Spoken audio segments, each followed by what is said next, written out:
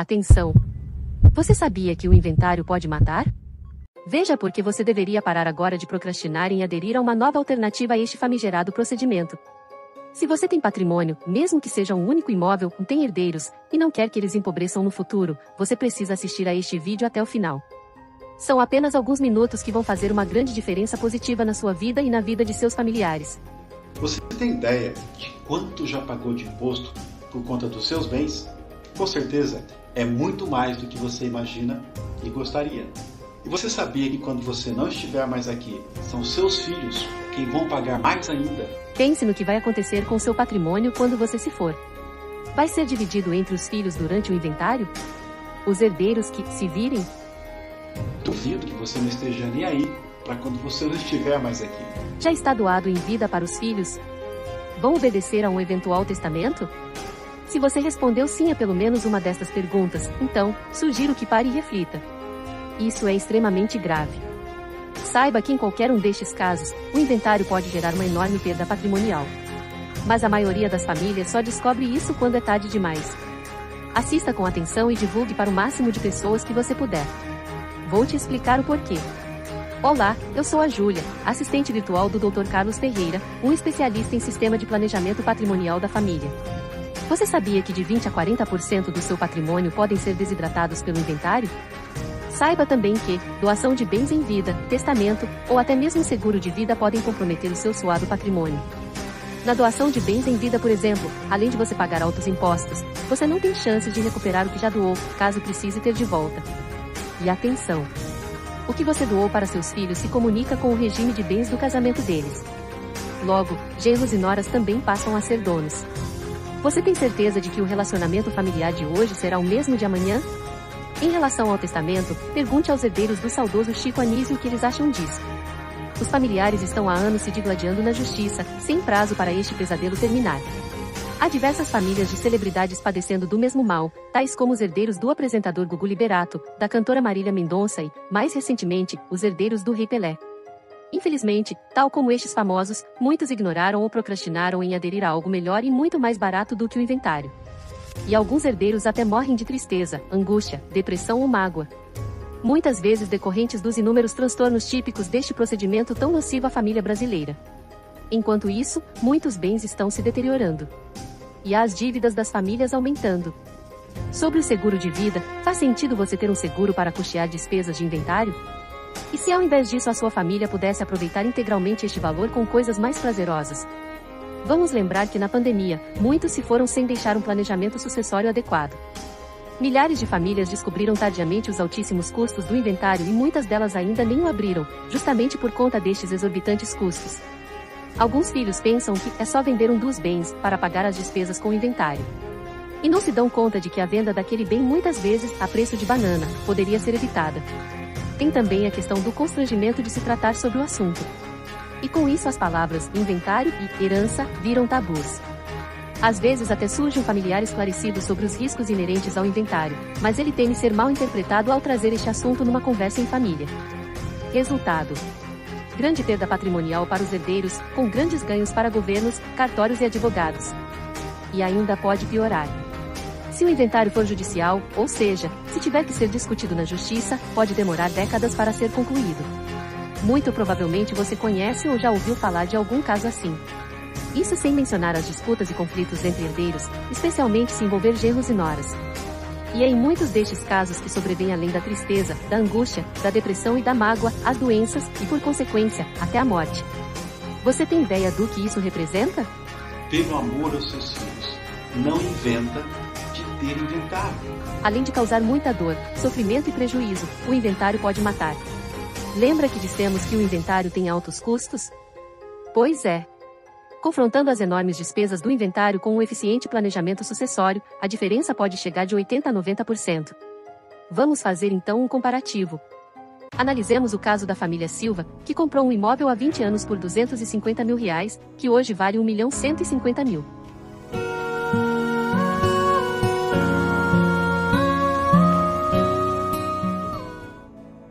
O imposto sobre herança é estadual.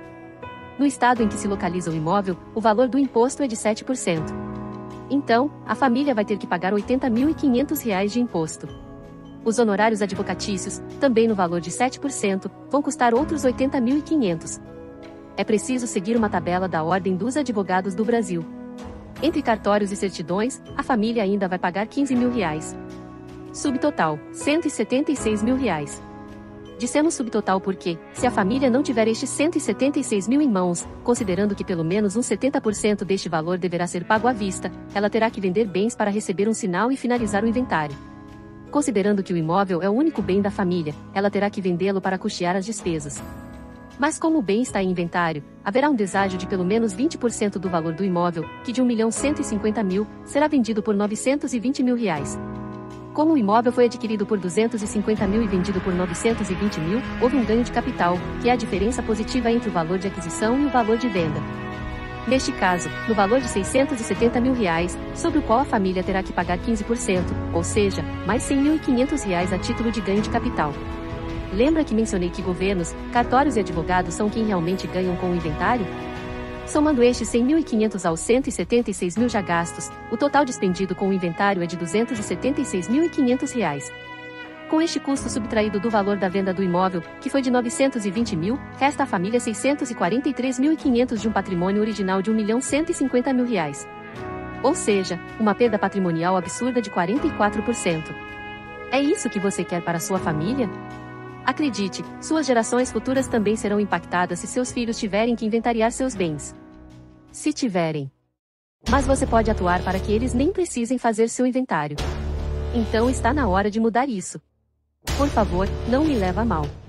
Estou aqui a pedido do Dr. Carlos Ferreira para te alertar de um perigo que você talvez nunca tenha pensado antes. É importante que você entenda de uma vez por todas o seguinte: quem não tem vida eterna, não tem que ter bens em seu nome. A boa notícia: existe um caminho para evitar que seus filhos sejam enquadrados nesta regra. Este caminho é um sistema de planejamento patrimonial da família do qual a holding familiar faz parte. Como se faz isso? Simples, por meio de uma empresa que não faz absolutamente nada. Como assim? Ela não vai apertar um parafuso, ela não vai bater um prego. Ela vai apenas guardar o patrimônio da família, já que ela está autorizada pela lei a existir sem fazer nada. Os bens saem do CPF, pessoa física, e vão para o CNPJ, pessoa jurídica, da empresa. Essa empresa funciona como se fosse um cofre. Você vai pegar aquele seu imóvel, por exemplo, vai colocar dentro do cofre, que na verdade é uma empresa. A partir de então, o dono do imóvel é o cofre e não mais o ser humano.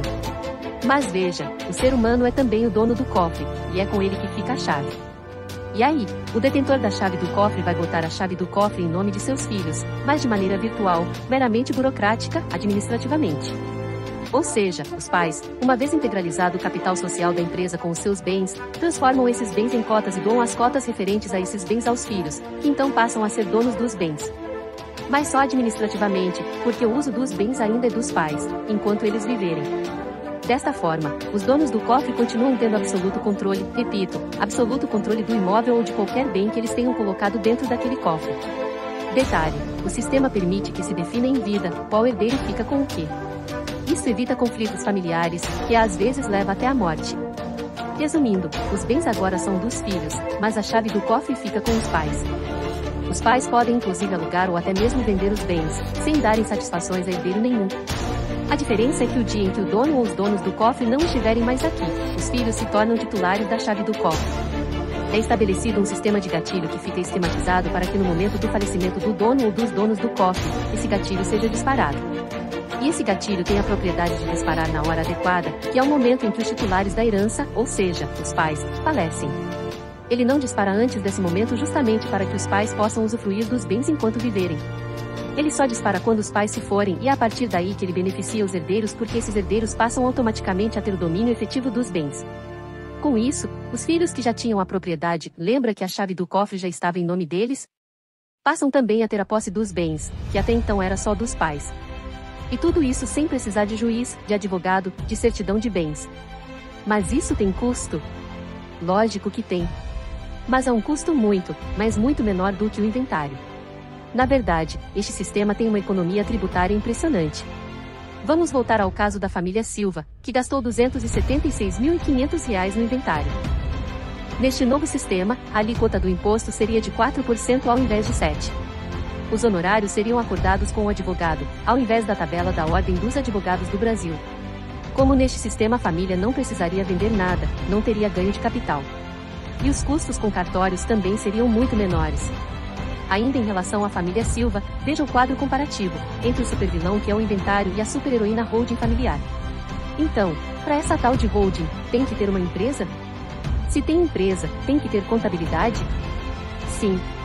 Mas como é uma empresa que vai apenas guardar o acervo patrimonial da família, os custos contábeis são bem mais em conta do que os de uma empresa normal. Além disso, os benefícios econômicos decorrentes da holding superam em muitos custos com a contabilidade. Mas, será que é legal mesmo? Na constituição da holding ela tem que ser registrada em órgãos públicos e são usadas supletivamente as regras da lei das sociedades anônimas. Como saber se vale a pena? Hoje, basta ter patrimônio, ter herdeiros e não querer que eles empobreçam no futuro. Quem mais tinha a perder foi quem mais fez. É o caso dos bilionários. A holding familiar era tão sofisticada que somente as grandes fortunas, com suas grandes bancas de advocacia faziam uso. Mas, com a tecnologia da internet e a desburocratização promovida pela Lei da Liberdade Econômica, agora este sistema ficou acessível a milhões de brasileiros.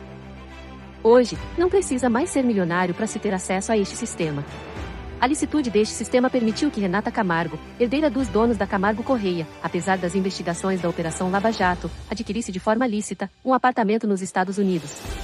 Isso porque aquele dinheiro já fazia parte do acervo patrimonial da família e não pôde ser objeto das investigações. Portanto, a holding familiar protege a família contra reveses financeiros. E como ficam as famílias que já têm empresas? Estas precisam urgentemente constituírem uma holding familiar, até para a proteção do acervo patrimonial, tal como ocorreu com a família Camargo Correia. Além disso, elas podem usufruir de economia tributária. Como aderir a este sistema? Em nosso escritório a adesão se dá através de uma sessão de viabilidade. É uma reunião online entre o Dr. Carlos Ferreira e o cliente, junto com seus familiares se o cliente preferir. Nesta sessão, que dura cerca de 2 horas, o Dr. Carlos avalia a estrutura familiar e patrimonial e no fim da sessão ele é capaz de definir pela viabilidade ou não da holding familiar. Você não precisa ser bilionário para evitar o inventário. Só isso? Não.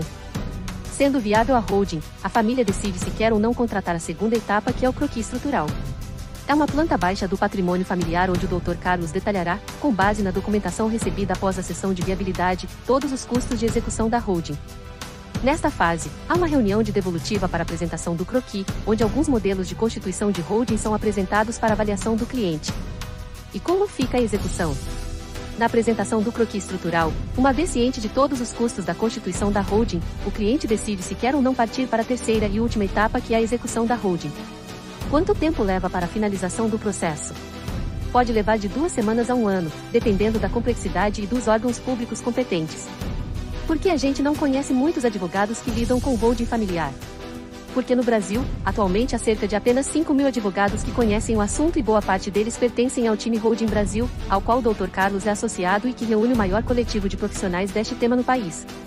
Mas, se no exemplo da família um patrimônio de pouco mais de 1 milhão custou 38 mil, um patrimônio em dobro vai custar cerca de 80 mil? Não necessariamente. Nossos serviços são cobrados por hora trabalhada e não pelo valor do seu patrimônio, afinal, a gente não estava lá com você enquanto você labutava. E todos os custos são demonstrados durante a apresentação do croquis estrutural, antes de você precisar decidir se deseja ou não partir para a fase da execução. Se a holding é tão boa assim, por que a maioria das pessoas ainda faz inventário? Por desconhecimento ou procrastinação. E a propósito da procrastinação, há uma informação importante. As chances de o imposto sobre herança aumentar são altíssimas, já que este imposto é baixo no Brasil, se comparado com outros países. Veja este quadro comparativo.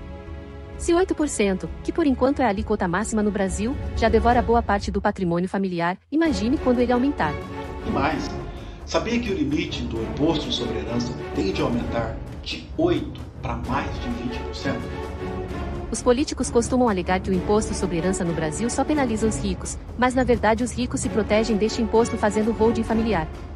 É isso que antigamente só os bilionários faziam, mas hoje em dia isso está também ao seu alcance.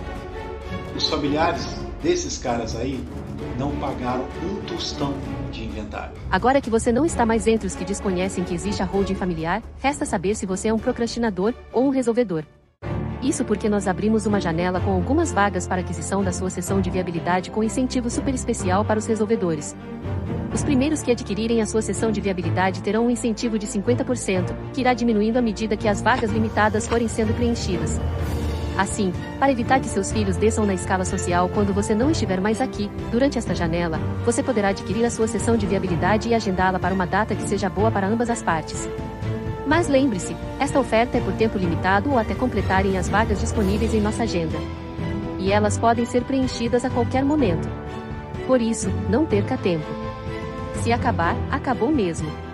Acesse o link da descrição deste vídeo e adquira ainda hoje a sua sessão de viabilidade por um valor promocional imperdível. É a sua oportunidade de evitar seu inventário livrando seus filhos de momentos de horror, através de um ato de amor. Compartilhe esse vídeo. Com certeza, você conhece alguém que precisa urgentemente deste poderoso sistema de planejamento patrimonial. E aí, vai procrastinar ou vai resolver?